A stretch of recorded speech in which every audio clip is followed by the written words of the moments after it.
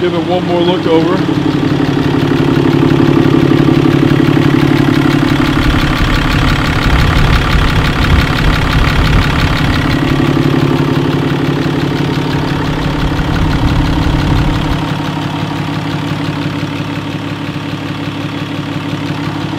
Unplug these lights real quick.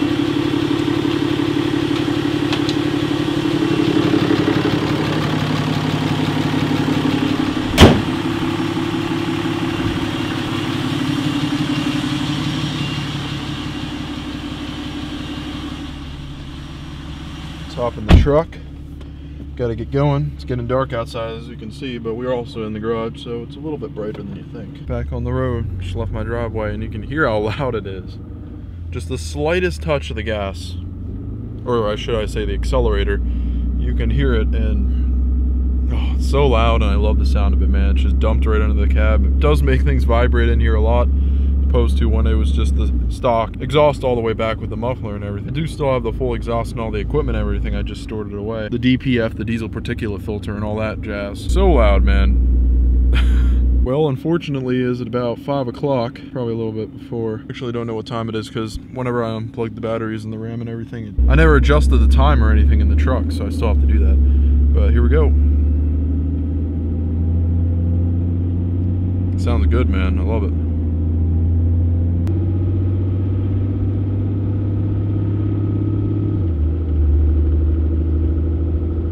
So we're gonna go check out something very important today. Kind of far, but not really. And it's kind of appropriate because I do want to warm this truck up. And here we go, man. Everybody's home.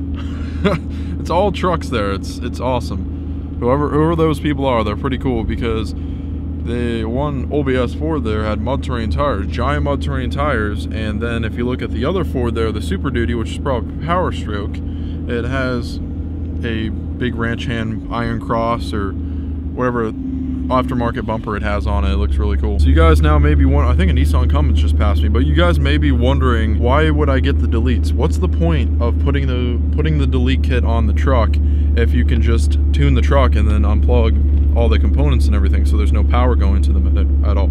Well, I read on forums and I've talked to Foreman's Diesel Warehouse and they said how exhaust gas can still get through at certain times. So I don't want any chance of that at all. I also wanted to free up the engine space. As you can see, I have a lot more space in the engine now. It looks really good. That is why I did the job, and I'm very happy and glad that I did. I don't want exhaust gas going through. And then I got the air filter, so not only is it going to be breathing cold air, but it's also going to be breathing it without any exhaust gas at all. No chance at all. So that's good. And I noticed the turbo got louder, so I'm sure that there's an increase in power because we know that air intakes do add a lot of power. So now I'm going to see if I'm losing any boost or any air, make that weird noise, because that was terrible whenever that happened. But I tightened everything up, just the O-rings and all that kind of stuff, so I think we're good now. Let's see.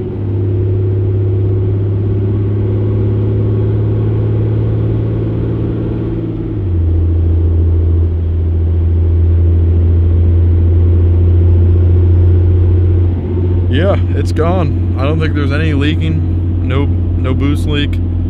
I think I'm getting all the air now, and it sounds really good. Man, I'm happy that I was able to fix that because that was dragging on for a while. Honestly, I was having problems with that, but I think we're good. So it's great that I finally was able to figure it out. And if I ever have to do it again, I'll know what to look out for. And it's definitely got to be easier on the newer ones because all the parts aren't just molded into place by soot and just heat in general, baking that stuff together. So if you get a new truck and you get a couple thousand miles on it, you realize that it's not a lemon, do the deletes as soon as you can because it's gonna be a lot harder and it could end up a nightmare later on, especially if you live in the salt belt where everything just starts to rust.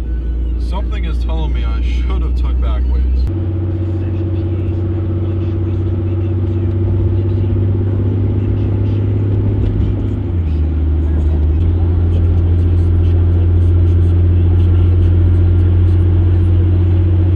Turbo in this truck is just addictive. Any centimeter or just a 1/16 of an inch that I move my foot, I can hear the volume of the turbo decreasing or increasing, and it's always spinning in there. And maybe it also got louder now that I cleared up all that soot out of there too, because that could have been sound deadening, and it could have also slowed the speed down, believe it or not. So I'm glad that I cleaned it up and added life to that thing. I always forget the setting because the Silverado always has it so automatic. I always forget the doors. Anyone can hop out of their car and just open mine and be like, hey, give me this Cummins, man, I love it too much. And also another thing, it always seems a lot darker whenever I'm driving this truck is because it has tinted windows. You can't really tell from right here, but it does. And the tint in the back, it's all the same, and I love it. I also have the strip across the top that people get. Now you got to remember, this is from a bright state. This is from Tennessee. It's always bright there. You should have been there. It's almost as if you're wearing sunglasses and it's like you're not wearing them at all because it's so bright.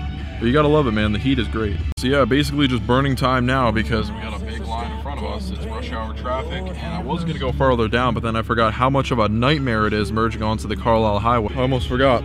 Whenever I tightened up that antenna there, the antenna base, the antenna does not shake around anymore. It would always move around really rapidly on the highway and everything. It doesn't do that anymore like the Silverado, so gotta love it, man. I love how, just the little things, just a wiggly antenna. If you see how the setup is on the Silverado, there's no way that thing would ever get loose because it's kind of mounted right by the windshield. It's kind of hard to explain, but it's different on this.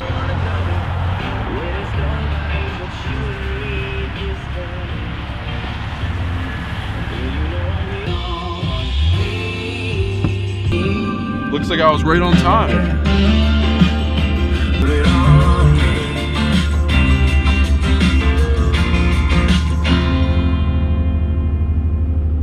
May have made a mistake on this one. It's taken forever to get down there, but you gotta love it that we're in America right now.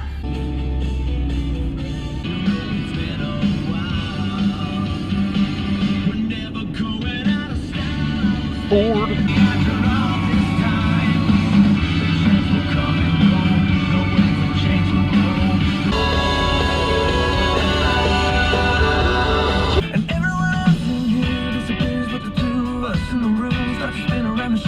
Every time I see you standing there, almost feels like I'm running out of air. Every time I see you standing there, almost feels like I'm running out of air. So we gotta see that Toyota dealer right there. That's actually where I was looking at my first truck originally. It was a 2012 bottom forks 4 shifter, but the bottom was completely rusty. It was terrible looking. And yeah, so I ended up not going with that truck, but I figured I'd say that because that was the place that I first considered buying the truck in.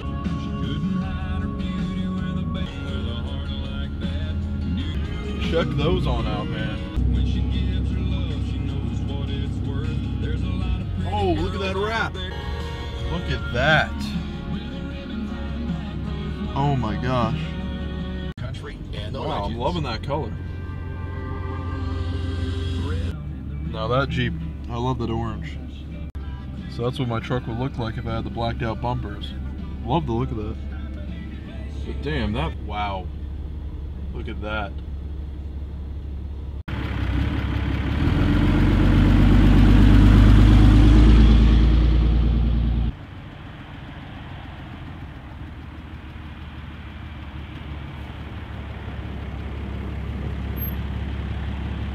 Oh yeah, gotta love this picture of the 3 trucks, man.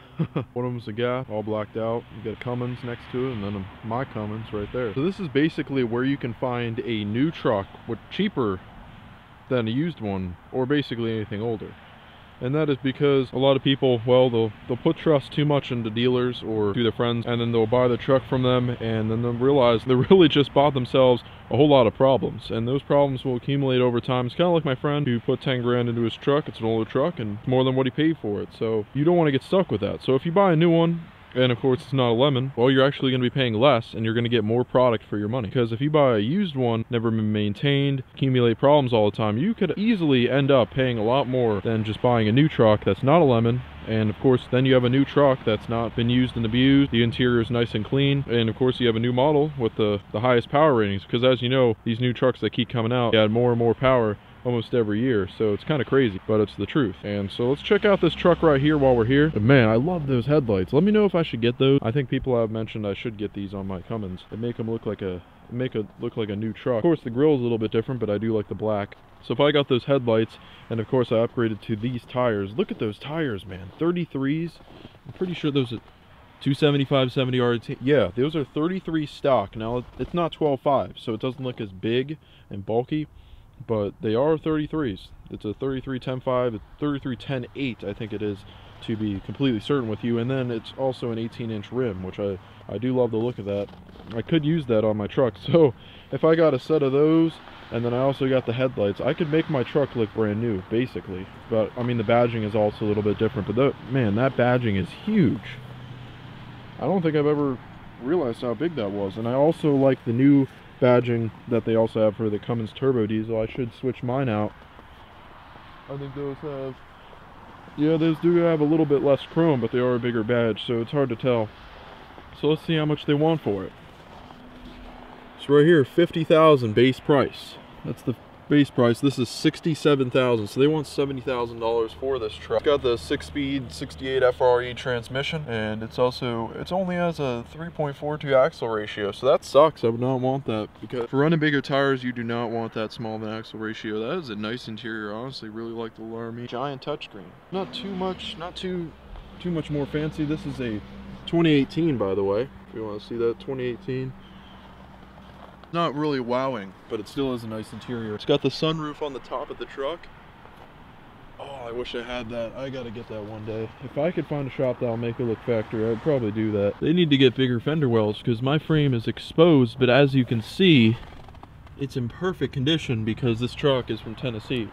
Sadly, it's touching all that road salt, but they definitely did change up the configuration. Look on the underneath there. Yep, they got a lot more axle support compared to mine. On mine, it's nothing, but on this, it's a lot. Looks like you got a nice spare tire wheel that's painted black and nothing. Doesn't look as bad as the Silverado spare tire wheel, at least, or the stock one on my rim, for that matter. Faulkner rim, to be sure. I love these blacked out rims, man. The size of these are probably 18s as well. These are 20s. Yeah, I thought they looked a little bit bigger. I do love these 20s, man. Someone ever wants to do a straight up trade for their stockers, for my stockers, I would definitely run these for a little bit. 33s with 20-inch rims. But of course, I do want to upgrade soon here eventually, so let me know what I should go with. What do they want for this gas for $56,000? I like the setup of this interior better, even though it has the bench. Some people don't prefer that. I honestly do prefer that. Looks a lot nicer in this truck. I like how the badging's already blacked out. This is what I'd go for. And I love those new headlights and that new grille. Some people don't appreciate that new grille, but I actually like it a lot. And the color match bumpers, it's definitely the way to go. I love these trucks right here. Sorry if I'm a little bit shaky, my hand is about to fall off. But that was the gist of the brand new trucks, man. I love the cab lights too, so there is definitely some things that I gotta get done. I want the height, I want the lights, I want the badging. Basically what I'm looking at here, it's all gonna come here soon. So I told you, this year is the year of the mods. If you guys have any suggestions of what I should do, definitely leave them in the comments below, because I will consider them, because I do want to do a lot of mods to this truck. Right now we're basically stock when it comes to looks, but as you know, under the hood, got a lot of stuff done. At least it's pretty bright out here, right? Because I didn't really time it right, but yeah, the sky is pretty dark. But look how cool that looks. Honestly, the sky looks really cool tonight. One of the things I always wondered is, does people ever notice that I don't have an exhaust on my truck? I feel like people definitely notice that. It's also very loud. When I was driving by those dealers, and for how loud this truck really is, people were turning their heads and everything, because it sounds like some kind of UPS truck or something, but times 10. Oh wow, so one of the things I noticed is, as you can see, the rear reverse light is just regular, kind of like mine on my Cummins there, but look at this. LED. And that looks exactly like the Nissan Cummins one. It's crazy. It looks exactly the same. You got a fifth wheel setup, but if you look, you can actually see the ground through there, so they definitely have to make some kind of cover for that. So you can see right through to the ground. So I don't know, if you're putting mulch or something, it'll be falling through and everything. I do like how it's bed lined. Definitely looks a lot nicer. You got lights in the back of the bed. Wow, that's so cool. I do like the truck. I'm not gonna lie. I like the interior of that one. If you put the interior of that one into this, and you also give it the color. So basically, just basically put the Cummins engine into that truck, and that would be perfect. Well, you know, I was figured while we're here, we check out this dually. The 55. Got the G56 transmission in. Love the black bumpers. I want to go with this for my truck. And then we got this right here, just a 1500 work truck, nothing too special. So my battery is about to die, but last thing I want to check out, got a nice one over there is the DEF, diesel emissions fluid, more emission stuff that they put in these trucks, and it's just terrible. Look at that, it's horrible. Oh my gosh, it just squirts that stuff, but it's really cool to be able to see this right now. All exposed and everything, and yes, it still has all the other emission stuff in this truck as well. You'd think that putting that there would solve the problem, but no. Wow, they really parked those close. Alright, I guess we'll head back to the Ram. My hands are about to fall off. Alright guys, back in the truck now, so I hope you guys enjoyed this video. If you did, make sure to give it a thumbs up. Don't forget to subscribe. Have a great day. Gotta love a Ram Cummins.